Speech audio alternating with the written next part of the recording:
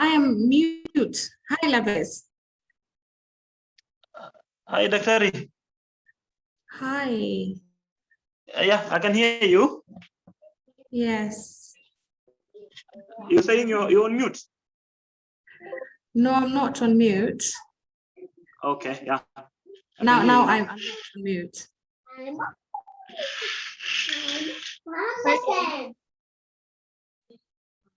Okay, I think now we can start. We are all good. Can you hear me? Yeah, I can hear you, Daktari Sarah. Okay, cool.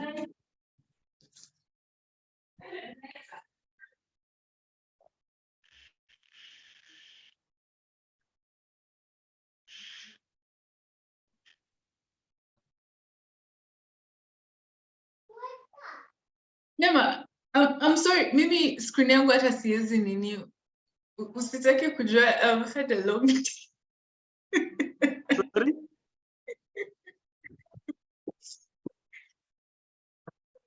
What is it? No, I'm looking at your text. I'm like, show me your screen. I don't know what that is. Are the participants in already? Yeah. Yeah, we have like around 15 attendees.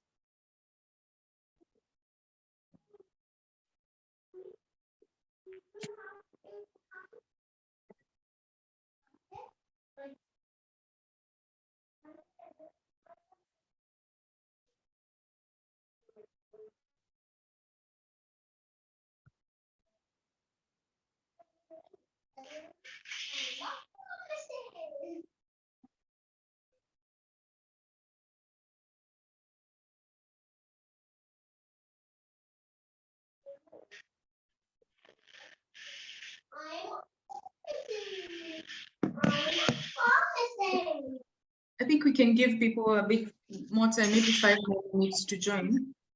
We'll start at 7:10. I'm not promising.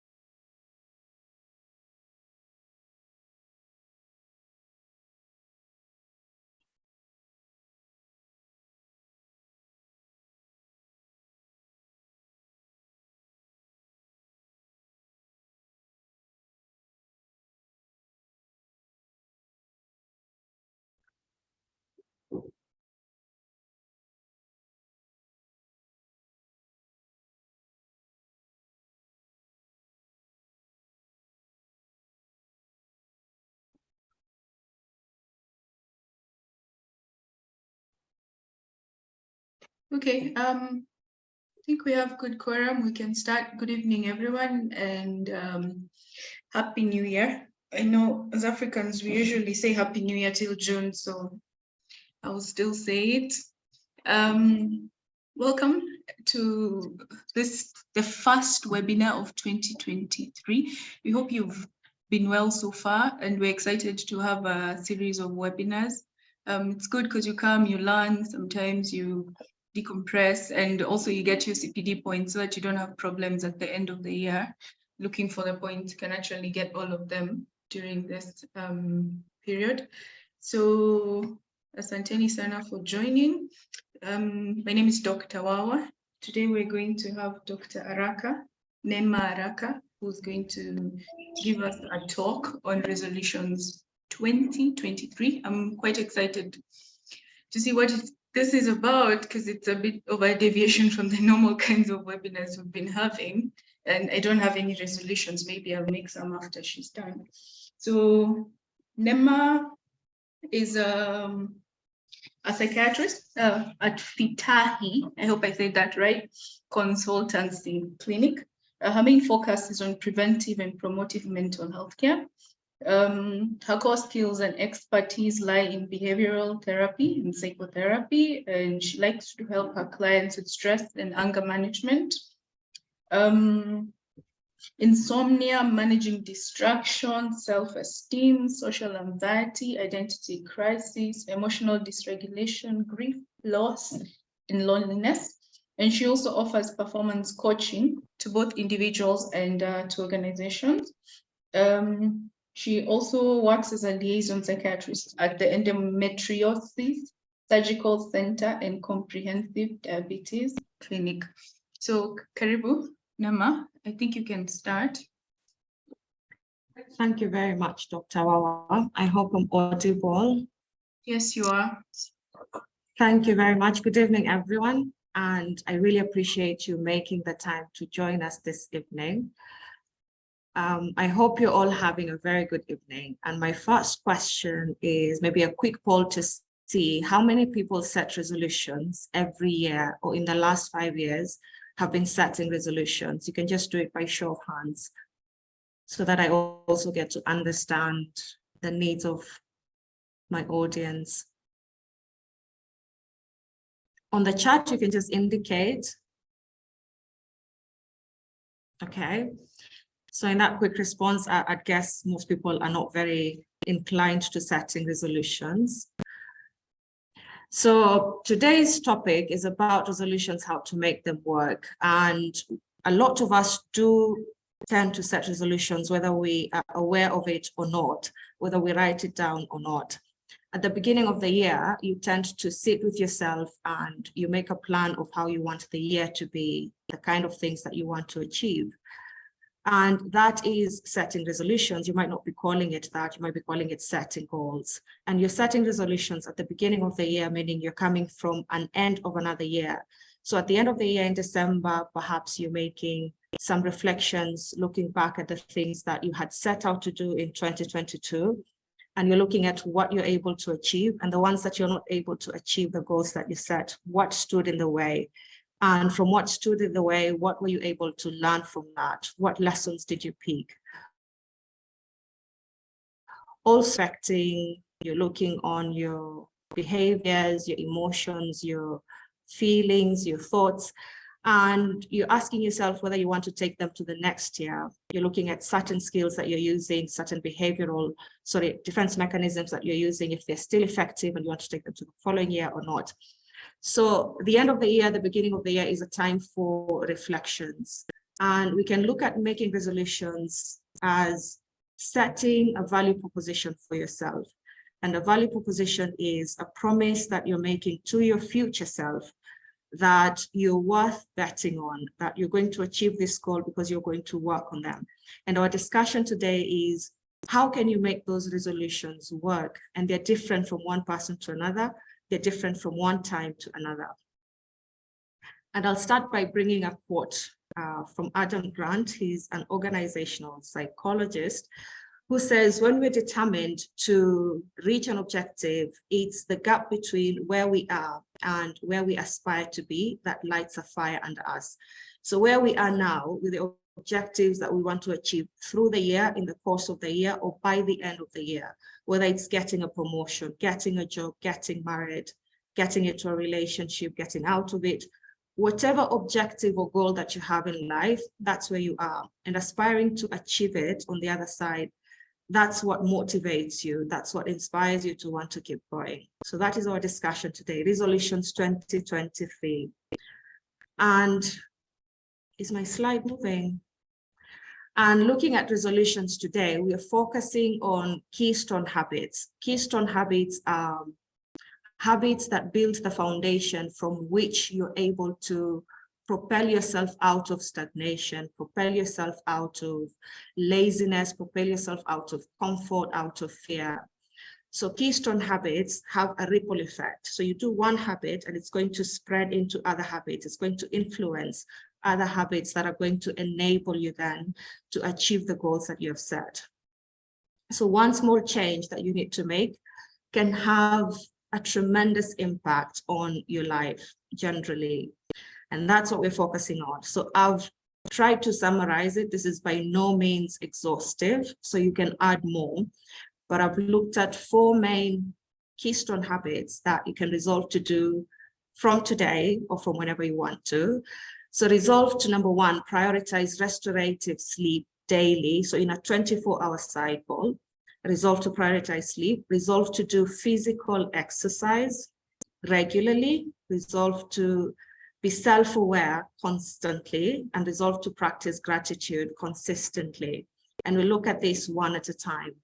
Now, coming into restorative sleep, in the literature I was looking at, I could not find a consensus on what restorative sleep is or how they defined it.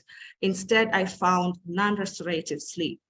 And what they defined it is that it's the subjective evaluation of sleep as being unrefreshed that is not accounted for by lack of sleep or sleep opportunity. So you're able to go to bed or you're able to fall asleep at whatever place it is, and you have the time to be asleep, but then when you wake up, you don't feel refreshed. That's non-restorative sleep. And we can use this to sort of help us define the restorative sleep. So when we're looking at the key qualities of restorative sleep, we look at the 3 things: the duration of sleep, the continuity, and the depth. So the duration varies from individual to individual, and that is influenced by a number of factors.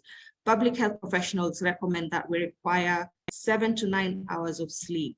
That is adequate for an adult. But you can see that there are some individuals who can function quite well on a 6-hour sleep. And this is influenced by factors such as genetic, environmental, social factors, behavioral factors. And when we look at duration, we can see that, for instance, basketball players, professional basketballers, they tend to use sleep extension. So they spend at least 10 hours of sleep in a day to improve certain performance indices in their play. So for them to improve a skill, for example, of throwing the ball or catching the ball, then sleep is used as a way to perfect that, as a way to make that excellent. And you'll realize that because of the different activities, the different cognitive demands, the different physical demands that we have, some people would benefit from perhaps less sleep of maybe the 7 hours or 6 hours, and others would require the full 7 to 9 hours to be able to perform adequately. The other thing is continuity, less disruptions at night. And when you talk about sleep hygiene, then you're preparing for sleep an hour or 2 before bed. And that means your hydration has to be completed well ahead of time so that you're not waking up to go to the bathroom. You eat your food, your dinner has to be taken much earlier so that you don't get to bed and have heartburn or problems with, indigestion. Sleep hygiene now helps you to prevent discontinuity of your sleep at night. The depth of sleep, you have to get deep sleep for it to be restorative. And there are many other factors: efficiency, that is the length of time that you stay in bed; consistency, how do you do it so that you're not sleeping in the morning. And for doctors, I know this happens a lot because you have a night shift and then in the same week you have a day shift. So your sleeping consistency is interrupted. The pattern is not regular. And to look at the benefit of sleep, I thought I'd do the opposite so that we look at the effects of sleep deprivation. And we're aware of it, or we know it, but we're not very aware of how these actually manifest in us. So when you're deprived, we say that when you don't sleep for at least 18 hours in a 24-hour cycle, it's like having 0.05% of blood alcohol level. When you don't sleep for 24 hours, it's like having 0.1% of blood alcohol level. That's like being drunk above the legal limit. And when you look at the effects of sleep deprivation, we're looking at irritability. So if you can look back at a time when you are sleep deprived for 24 hours, or for, if you had irregular sleep, are you able to pinpoint your mood? And are you able to see how irritable you are in those particular days when you're not able to sleep? Cognitive impairment, memory lapses, you yawn a lot, if sleep deprivation is very severe, you can even have hallucinations, you can exhibit symptoms of ADHD. And that's why some studies have shown that sleep can be the first intervention to mental illnesses, such that a person is anxious, not to the point that they require an anti-anxiety, but they require to sleep fast to be able to reduce the symptoms of the anxiety. And then perhaps you might require behavioral intervention to treat the anxiety. Different patients have got different needs. So this one is on a patient-to-patient basis. Risk of diabetes type 2, risk of heart disease, and all those. Sleep deprivation is likely to increase the risk tenfold for anxiety and depression. So sleep is really, really crucial to our survival and to our ability to perform. And so as a keystone habit, the way you process information, the way you handle situations can be improved when you are well slept, when you've got restorative sleep. The benefits tend to overlap with physical exercise, so that's why I've put it on the other slide. Now, coming to the second keystone habit, physical exercise. Now, physical exercise is often used interchangeably with physical activity, but they're a bit different. Physical activity is any bodily movement produced by skeletal muscles that requires energy expenditure. So your house chores, going to work, whether you're commuting using public means or private means, that is physical activity. Playing with your children, washing the dishes, going to a party, dancing, all those are physical activities. They're not physical exercise. Physical exercise is planned, structured, and repetitive. And often there is a precise frequency in which you're going to be doing it. In the repetitiveness, there's a duration, so between 30 maybe to 60 minutes, and there's an intensity that is added to that to make it physical exercise. So when we're recommending our patients to do physical activity, sometimes we mean physical exercise. So it may be important to clarify what exactly it is that you're recommending.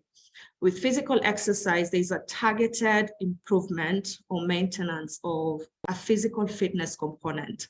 So either you want to lose weight or you want to maintain your weight, you want to improve your cardiac function. There has to be a goal that you're targeting with the physical exercise. And let us see what the public health professionals again recommend, how to exercise. So you can see in the graphs how to exercise, helping with somatization, anxiety, depression, pressure, fear. So vigorous intensity, I don't know if I can use a pointer. So vigorous intensity here, we can see this part and this part is not very beneficial for mental health improvement. This moderate part here is what helps. So with vigorous intensity, this is when you exercise and your heart rate goes more than 80% its maximum heart rate. So we know that maximum heart rate is 220 minus the number of years that you are, how old you are. So going past 80 is going to make you short of breath. You're going to be definitely doing strenuous activity. It's going to make your heart rate significantly go up and make you fatigued. So when we recommend patients to exercise, for example, a patient has been in the last couple of months, perhaps has been sedentary, and then they come and their blood pressure is high, for 3-4 readings, and you say this might be hypertensive. And one of the risk factors is that you're not active. So they go to the gym and they engage in vigorous intensity exercises where the heart rate goes more than 80%.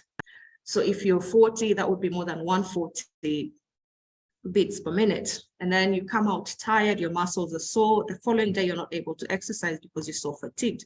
This does not help with mental health. So in fact, it increases the stress levels of the patient. So instead of the blood pressure coming down, it's going up because now they've added another factor to increase the risk or to increase the burden of the disease.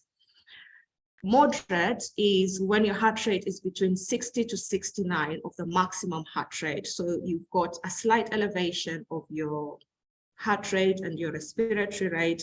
You're not fatigued, you're not short of breath, and you're able to exercise again the following day. Light intensity is when you do less than 50% of your maximum heart rate.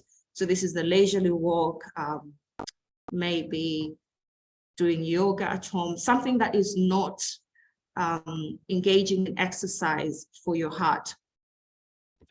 So looking at the benefits of, and they recommend that we do exercise 3 to 5 times a week, 30 to 60 minutes. So that comes to about 120 minutes to 270 minutes in a week. So less than 3 times a week is not good. This goes to the light intensity. More than 6 times a week is also not good because it goes to the vigorous intensity. With exercise, I'd like to point out that sometimes you want to, when you're creating a habit, you want to get it going. So you can start badly initially. You can even start if you're skipping a rope, you can start with just 1 skip or 2 skips, and that is better than nothing. So there's a mentality that is being talked about better than nothing attitude, such that you don't have to be really good at skipping the rope. You don't have to be really good at climbing the stairs. You don't have to be really good at running. You just have to start. And when you start, then you're able to get good as you continue. So 1 skip of a rope is okay. Walking for 1 minute is okay. It might sound a bit ridiculous, but starting there and making it consistent that every day you're going to walk for just 1 minute, eventually you're going to sit. And now coming to the benefits, and I'm glad that we have a document. The government is encouraging us to be physically active. Again, the word physical activity and physical exercise is often used interchangeably, but they're different. So in the action plan, some of the recommendations, some of the benefits I've listed are also in the book. And you can easily download the book from the internet. So the National Physical Activity Action Plan between 2018 and 2023, they've got a number of activities that they're encouraging people to get on board with, to be able to reduce the risk of non-communicable diseases and reduce the burden of non-communicable diseases. And this falls also with mental illnesses, that physical exercise has been equated with an antidepressant in some of the studies. So participants who had mild to moderate depression, I have to remember the details correctly, but I've read the study a while back, and one group of the participants were put, the control group were put on physical exercise, and the other one were put on antidepressants, and the results were the effects of physical activity and the effects of antidepressants were the same. And so even now we can see that people are describing physical activity as an antidepressant tablet. So looking at the benefits of physical activity, it enhances neuroplasticity, so you're able to create new connections to be able to learn more. It increases neural efficiency, which means that you require less activation of your cognitive neural pathways to be able to perform a difficult task. And mostly it improves productivity, which then improves betters the quality of life. Mood elevation when you exercise physically, because it increases the firing rates of serotonin neurons. It enhances sexual performance and pleasure. It also reduces unhealthy behaviors. So here we're talking about addictive behaviors such as alcohol dependence and many other substance use disorders. It's used to reduce age-related cognitive decline. So the more you exercise, the more you increase those pathways to be able to add new knowledge to yourself. So those are the two. Most of the benefits in physical exercise do share the same with restorative sleep. And now coming to self-awareness. Self-awareness, according to the Oxford Dictionary, is the conscious knowledge of one's own character, feelings, motives, and desires. It's basically developing the capacity, as you can see on the photo, developing the capacity to stand apart from yourself and assess your feelings, your thoughts, your behaviors, your patterns of responses, what your triggers are, your past experiences, different tendencies that you have, biases that you may have that may be affecting how you relate with other people. That is self-awareness. And Stephen Covey wrote this book, 7 Habits of Highly Effective People.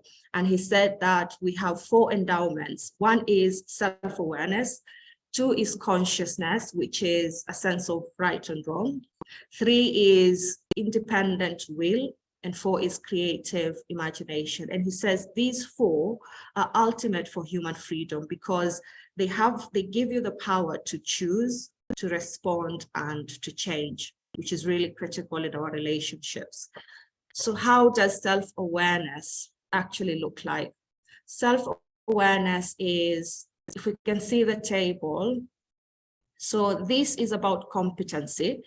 There's personal competency and social competency. And then here on this part, we have recognition, what you see, and what you do with what you see, which is management or regulation.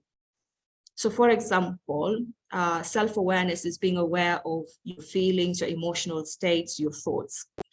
And when you're aware of those, and you're aware that other people can influence them, then you're able to regulate your emotions here. You're able to see how to express yourself. You're able to look at your needs. You're able to convey yourself more clearly.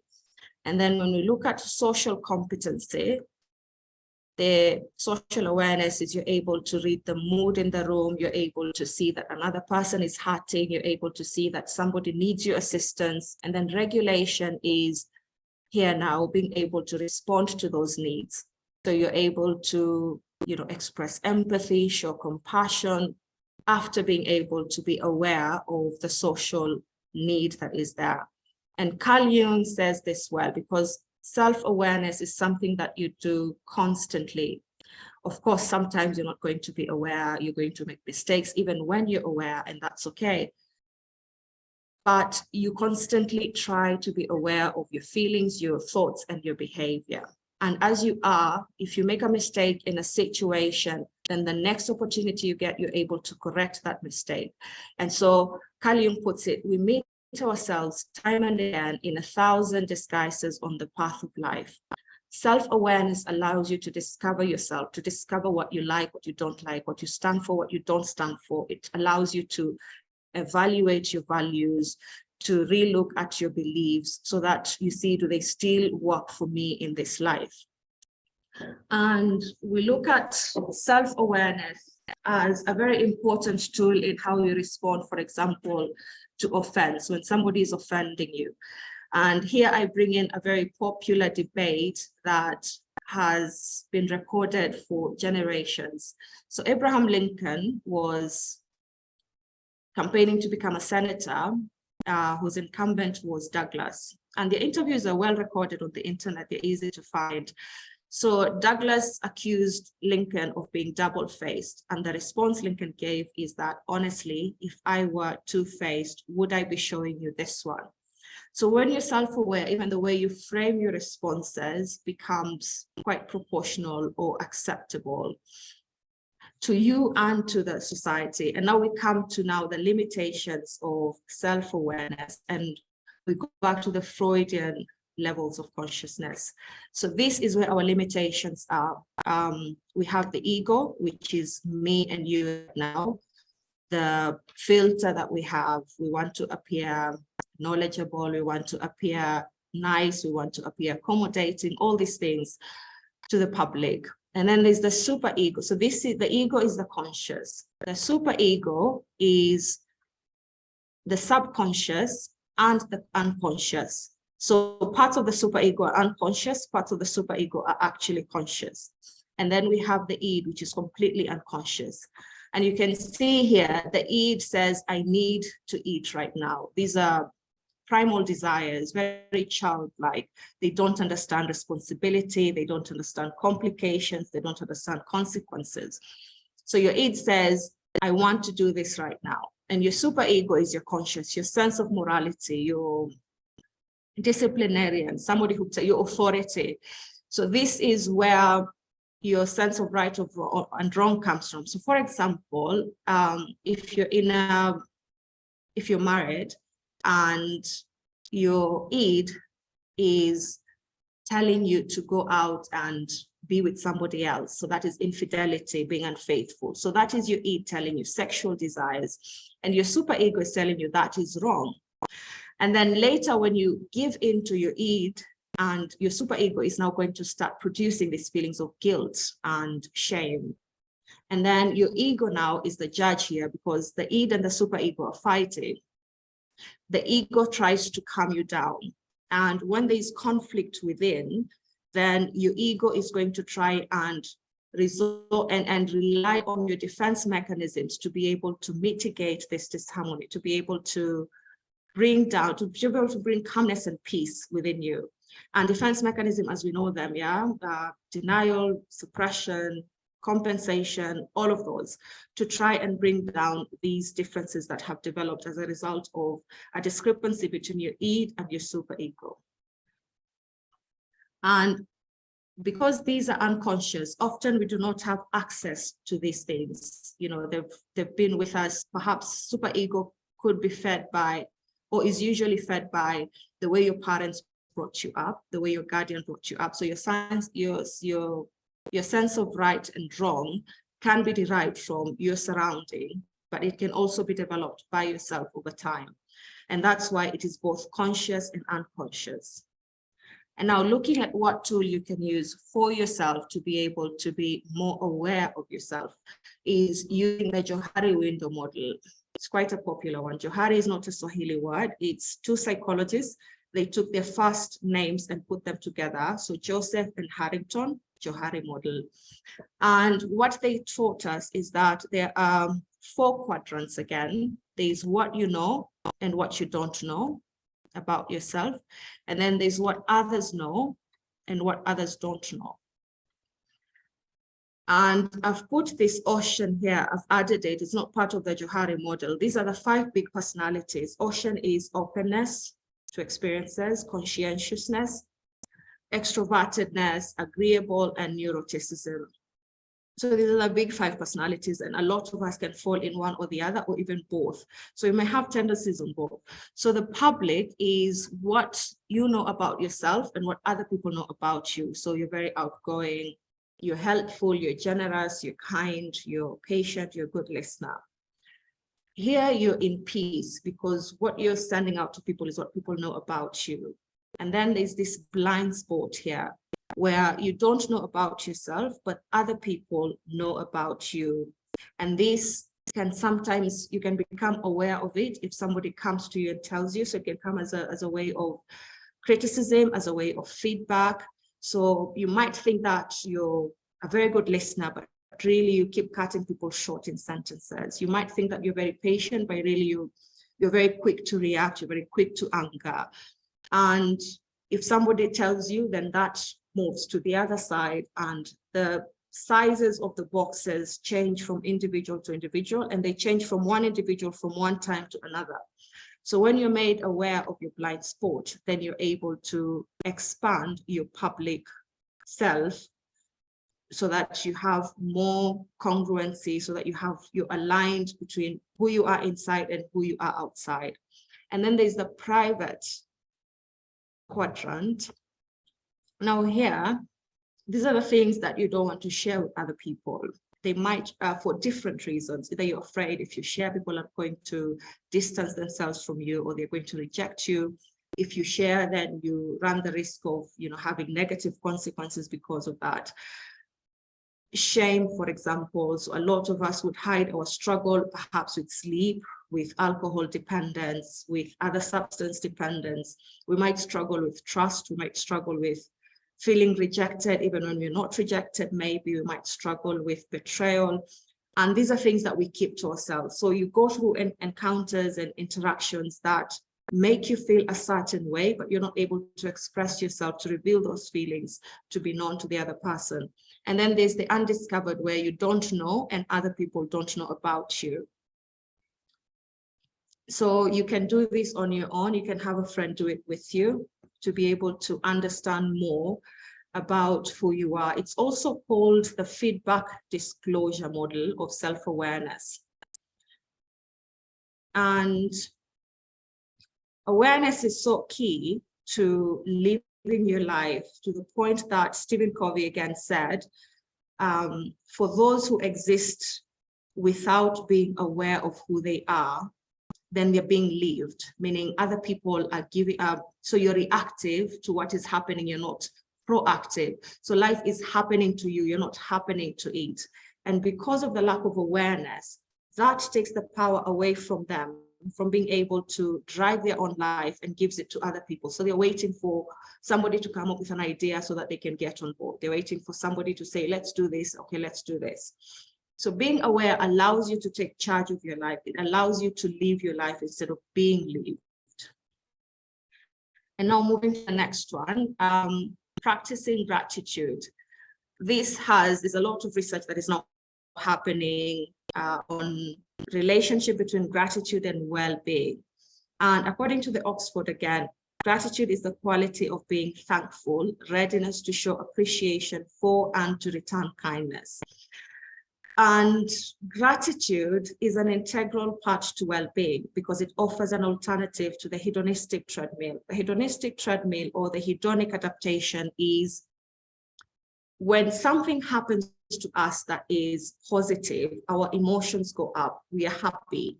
But then very quickly, they come back to the baseline before that thing happened. When something bad happens, they also go like that, and then they go back to the baseline. So we keep chasing these feelings again and again. That's the hedonistic treadmill.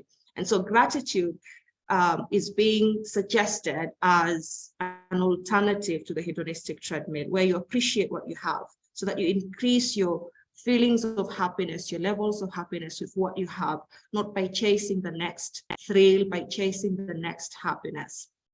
So looking at this diagram, gratitude increases your pro-social behavior, and it also increases your social support. And with that, it increases the quality of your relationship, and that increases your social, psychological well-being, and in turn, your physical well-being. So gratitude is very important. And I know we do recommend it for patients who are depressed. So 3 things that you're grateful for every day. Initially, it can feel like this is a pointless task, but you still write the 3 things. The following, it will take you time before you actually start feeling the task as having an effect on you. So you keep going until you get to that part of feeling. And the last thing that I would like to say, which is a keystone habit that I am personally recommending, is no excuse should excuse you from making your bed every morning. So the other things, perhaps you're already doing them, or you want to start. And again, you don't have to be good at doing them. You can just start from where you are. Do it badly, and then eventually you're going to get better and do it well. So as a keystone habit, even if you're going to make it badly, no excuse should excuse you. So that means you've gotten up, and the first thing you do before you go to the bathroom, before you go brush your teeth, you make your bed, so that when you come back to your bedroom, you have this sense of accomplishment. You can see that you've completed your first task of the day, and that can motivate you to try and accomplish more. It builds this chain of reactions for you to be able to engage in more productive activities. And there are polls, I'm not seeing any scientific studies, but there are polls that have been done by different companies that show that when people make their bed in the morning, it's correlated with better productivity and a greater sense of well-being and a stronger skills at sticking with a budget, for example. This was in a book by Charles Duhigg, The Power of Habit. Another poll showed that when you make your bed in the morning, you're more likely to sleep better at night, and you're more likely to change your sheets regularly so you sleep in a good bed. So for you to make this into an automatic habit, we know that you require between 18 days to 254 days. So roughly, on average, about 66 days should be enough to turn a new habit into an automatic habit, so that you no longer require motivation. You do it on autopilot. My parting shot is that siku njema huonekana asubuhi. So asubuhi, make your bed however you can. And that should give you your first task completion to encourage you to get on with the other task in the day. And this is part of the keystone habit. And I will end my presentation there. Thank you very much for listening. I welcome any questions. Thank you, Neema. Anybody has any questions, you can put them in the Q&A section or raise your hand. Neema, I didn't know it was that important to make my bed, so now I know. Okay. I think for Can you some of start us, from wherever? the first thing we do is jump out of bed and go for a run, and you come back later and think about making the bed. So you will make it before I leave the house. Yes. All right. As we're waiting for any questions, any feedback, any reaction, we have a few announcements. So it's the beginning of the year, and we're reminded to pay our subscriptions for the association. You can make the payments, I think via M-Pesa, or I think if you can always talk to one of the members of the secretariat and or one of the members of the NEC to just to tell you how to go about this. We're also encouraging members to share any topics of interest that they might have for webinars. We usually have a webinar every month. So if there's anything you might be interested in learning about, if there's anything you might be interested in speaking about, kindly contact Dr. Kwoba.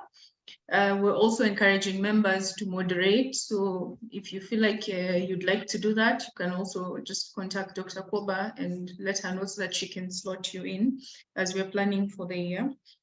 CPD points will be shared within the week, new emails, and you're encouraged to upload them as soon as you get them, especially for those who had a crisis at the end of last year. We don't want a repeat of that. We want to make sure that we're well taken care of.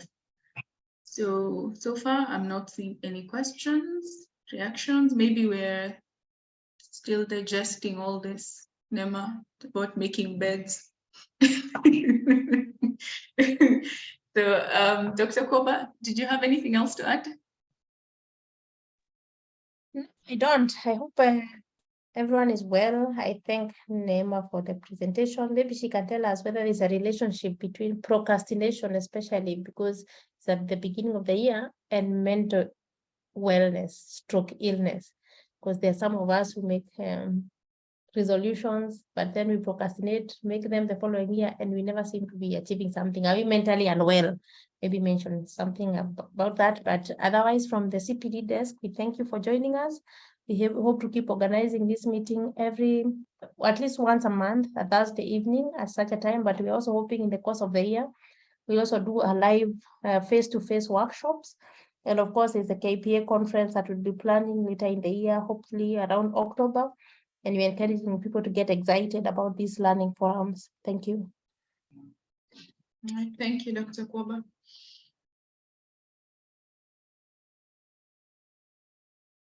Neema, you're muted. We can't hear you.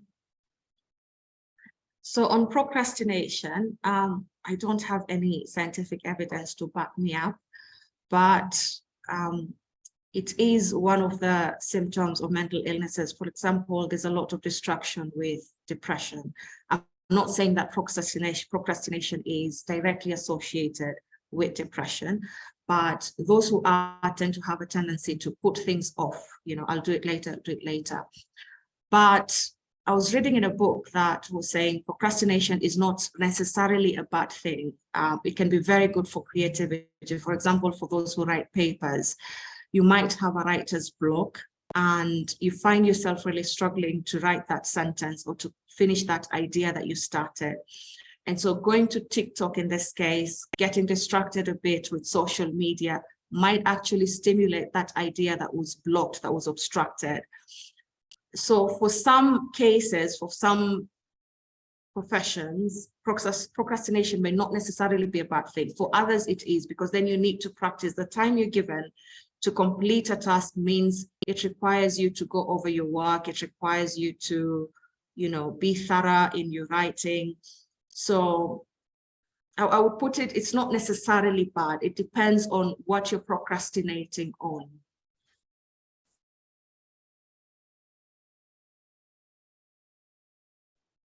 Okay, thank you for the answer. Okay, so there's a compliment from Dr. Mutisia. She says excellent presentation. Right, Neema, it seems that we don't have any questions. So maybe you can just summarize for us what you'd like us to take from this webinar today. I think today it's about making your bed for me, because